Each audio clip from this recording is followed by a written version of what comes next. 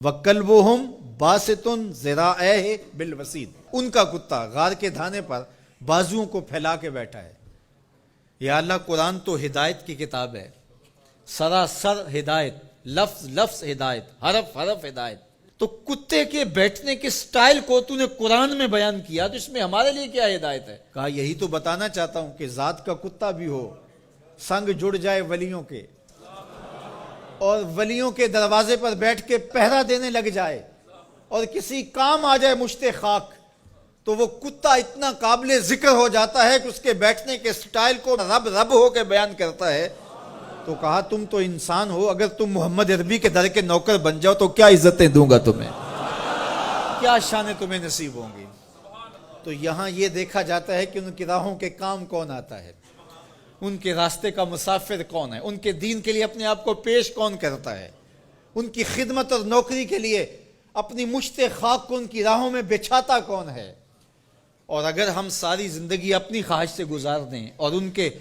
دین کے لیے ہم نے کچھ نہ کیا ہو،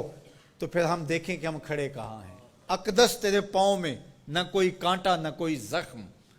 پھر کیوں ہاتھ میں پرچم اسلام لیا تھا۔ اللہ تعالیٰ جل شانہ کی نعمتیں، اس کی کرم نوازیاں ہمارے اوپر پہم برسیں، لیکن ہم اس کے شکر گزار بندے نہ ہوں، نماز پڑھنا ہمارے لیے بوجھل بن جائے۔ تو کہا پھر گھوڑے اچھے ہیں، وہ اللہ کی راہ میں چلتے تو ہیں، کام تو آتے ہیں۔ تو کہا ان الانسان لربہ لکنود، بے شک انسان اپنے رب کا ناشکرا ہے۔ اس زمین کو ارض کنود کہتے ہیں کہ جہاں کچھ نہ اگتا ہو، بنجر زمین، جہاں نہ سبزہ اگتا ہو کہ جانور چارہ کھا سکیں، نہ کوئی درخت اگتا ہو جس سے کوئی سایہ لیا جا سکے، نہ کوئی ایسا درخت اگتا ہو جس سے کوئی پھل حاصل کیا جا سکے، نہ شجرے سایہ دار دیتی ہو جو زمین، نہ شجرے پھلدار دیتی ہو جو زمین، نہ کسی جانور کے چارے کی ضرورت کو پیش کرتی ہو جو زمین، اس کو کہتے ہیں ارض کنود۔ وہ بنجر شخص جو انسانیت کے لیے نفع بخش نہیں ہے، لوگوں کے لیے خیر کا سبب نہیں ہے، انسانیت کے لیے نافع نہیں ہے اس کا وجود، تو وہ کنود ہے، وہ کسی کام کا نہیں ہے، وہ بنجر ہے۔ اللہ کہتا ہے اس بنجر انسان سے میرے محبوب کے غلاموں کے گھوڑے اچھے ہیں۔ اصحاب کہف کی غار کے دروازے پر بیٹھا ہوا کتا اچھا ہے۔ تو ہمیں پسند ہیں جو اس کے راستے میں کام آتے ہیں۔ میں اور آپ دیکھیں کہ ہم کہیں بنجر تو نہیں ہیں، ہم انسانیت کے لیے نافع ہیں، یا ہمارا وجود اس دھرتی کے لیے بوجھ ہے، ہم لوگوں کے لیے ضرر کا سبب ہے۔ جہاں سے گزرے لوگ تکلیف محسوس کرتے، کبھی کسی کی غیبت کی، کبھی کسی کی عزت اچھالی، کبھی کسی کی ماں بہن اور بیٹی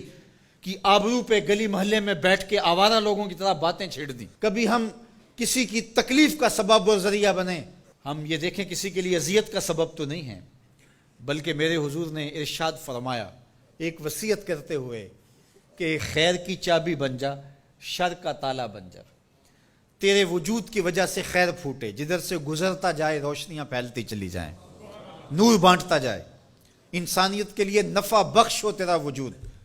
نہ یہ کہ تیرا وجود لوگوں کے لیے اذیت کا ذریعہ ہو، حتیٰ کہ تیرے لیے کسی کی زبان سے خیر کے کلمے نہ نکلیں۔ ایسے لوگ کتنے ہیں کہ جب وہ مر بھی جاتے ہیں تو ان کے لیے لفظ ڈھونڈنے پڑتے ہیں، تو بعض لوگ لفظ ڈھونڈ ڈھونڈ کے کہتے ہیں اچھا ساڑھے نال تے چنگائی سی، اس کا مطلب یہ اس نے لوگوں کی ناک میں دم کر رکھا تھا، اس کی شر سے صرف میں ہی بچا ہوں۔ وہ ایسا شخص ہے کہ اس کی تعریف آپ بھرے مجمع میں نہیں کر سکتے، لوگ کہیں گے تم جھوٹ بول رہے ہو۔ اور کتنا خوش بخت اور خوش نصیب شخص ہے کہ جب وہ اس دھرتی کو چھوڑتا ہے تو زمین کی مٹی بھی روتی ہے، در و دیوار بھی اشک بہاتے ہیں، اور زمانہ کہتا ہے کہ یہ تو چراغاں تھا، یہ تو نور تھا بزم عالم کا، اس کے دم سے روشنیاں تھیں، یہ کیا گیا کہ زندگی کی ساری رونقیں ماند پڑ گئی، گویا روشنیاں بجھ گئی اس کے جانے سے۔ تو خیر کا سبب اور خیر کا ذریعہ بنو، نہ کہ برائی کا ذریعہ بنو۔